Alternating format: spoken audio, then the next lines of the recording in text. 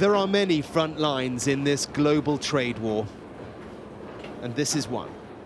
The port of Duluth Superior is in the northernmost part of the United States, on the border with Canada. The ocean is to the east, that way, beyond the town's iconic bridge, 2,000 miles beyond it. Because no seaport anywhere in the world is as far inland as this. Here's the aerial lift bridge, absolutely, the iconic aerial lift bridge. Our guide is Jason Rohn, to show us around a port which generates $1.6 billion a year, supporting more than 7,000 jobs, and the key in a supply chain stretching so far beyond. And these are grain silos? Correct, yes. On the dockside, the federal Yoshino is being prepared for her cargo. Global trade is part of the lifeblood of this port. She will leave here soon with American grain destined for Algeria, a journey through North America's Great Lakes.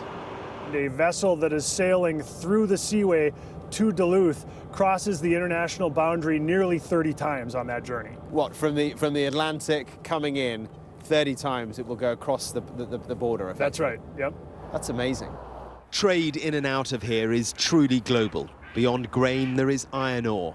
A third of it goes to Canada. Cement, much of it coming from Turkey, and containers of made-in-China products.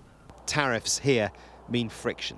It's certainly a season of more unpredictability than we've seen in the past few years. Which is, I guess, not helpful. There may be opportunities out there, but right now, uncertainty isn't good for business. Unpredictability is problematic for ports and problematic for supply chains.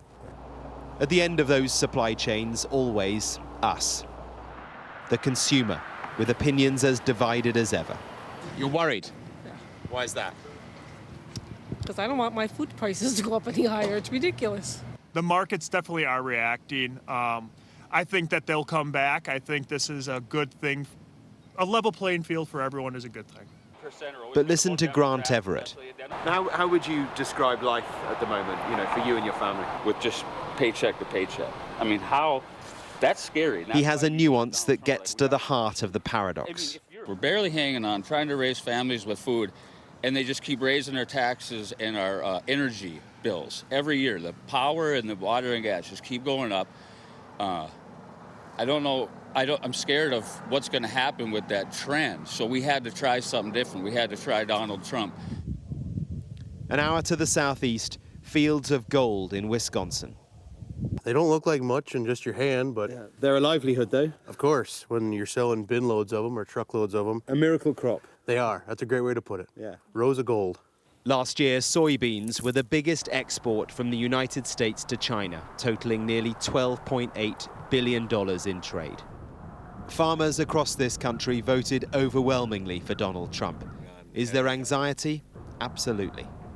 I don't want to put a exact timeline onto when doors close around here, but if it's short term, I think most farmers could handle it.